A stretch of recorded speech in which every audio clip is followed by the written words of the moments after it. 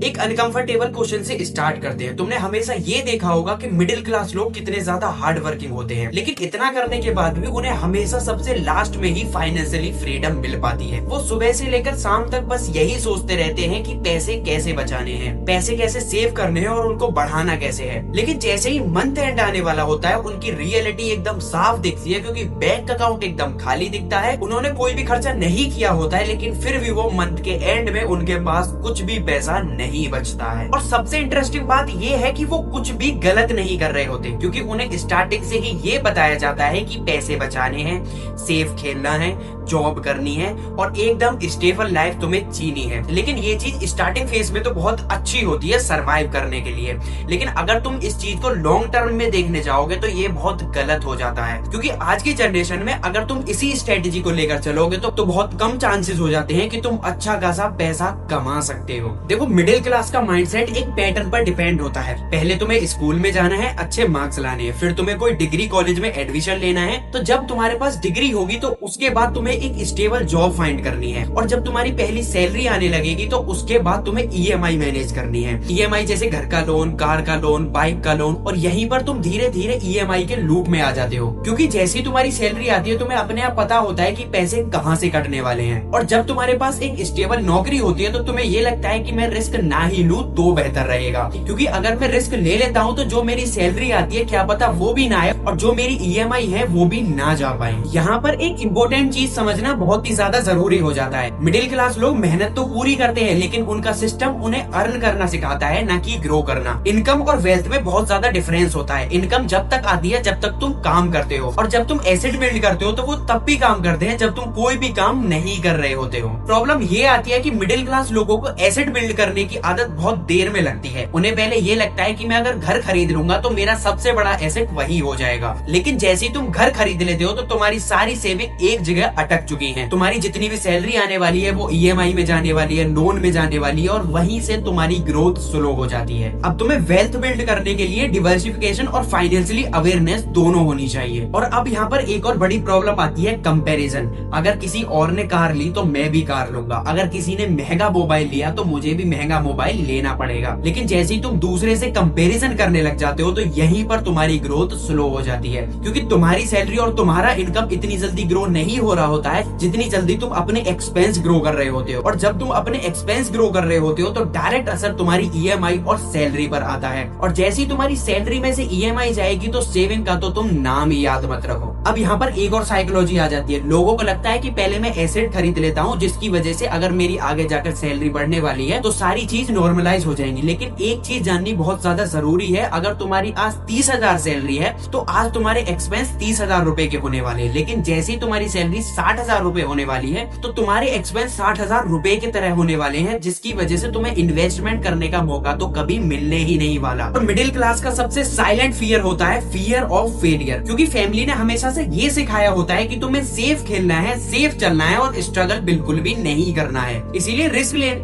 Risk लेने से पहले थोड़ी सी अनकंफर्टेबल फील होने लगता है। ये अनकंफर्टेबल फील होना बहुत ही ज्यादा जरूरी है, अच्छी बात है। लेकिन जैसे ही तुम इस थॉट को अपने दिमाग में रखकर कोई भी काम डिसीजन नहीं लेते हो तो तुम्हारी ग्रोथ वहीं पर स्लो हो जाती है और तुम कभी भी ग्रो नहीं कर पाते, क्योंकि तुम्हें ये लग रहा होता है कि यार अगर मैं फेल हो गया तो। लेकिन हर किसी के दिमाग में ये क्वेश्चन जरूर आता है, पर असली डिफरेंस यहाँ से हो जाता है कि तुम काम करते हो या फिर वहीं पर स्टक हो जाते हो। अब यहाँ पर एक इम्पोर्टेंट परसेप्शन चेंज आता है। रिस्क का मतलब तुम्हें ये नहीं होता कि बिना कैलकुलेट करे किसी भी चीज में एंटर हो जाना, बल्कि कैलकुलेटेड रिस्क और बिल्ड रिस्क में बहुत ही बड़ा डिफरेंस होता है। जैसे कि अगर तुम कोई स्किल सीखते हो, उसको डेवलप करते हो, देन पैसे कमाना सीख जाते हो और इन्वेस्ट करना सीख जाते हो, तो ये तुम्हारे लिए बहुत बढ़िया होगा, क्योंकि इस पैसे को तुम आगे जाकर यूज कर सकते हो। अब यहीं पर दूसरा पॉइंट आता है, तुम बिना प्लानिंग के किसी भी चीज में एंटर हो जाते हो। तो सिंपल इसका तो मतलब यही है कि तुम्हारा लॉस ही होने वाला है। अब अपने आप से एक इंटरेस्टिंग क्वेश्चन पूछना, तुम्हारी इनकम का कितना % तुम्हारी स्किल से आता है? अगर तुम कल को जॉब चेंज करते हो या फिर जॉब तुम्हारी चली जाती है तो तुम्हारी स्किल तुम्हें इनफ पे करेगी जिससे तुम अपनी करंट लाइफ को एकदम बढ़िया तरीके से बैलेंस कर सकते हो, क्योंकि मार्केट उन्हीं लोगों को ज्यादा रिवॉर्ड देती है जो कि अपनी स्किल को डेवलप करते रहते हैं। अगर यहाँ पर तुम्हारा परसेंटेज बिल्कुल 0 है,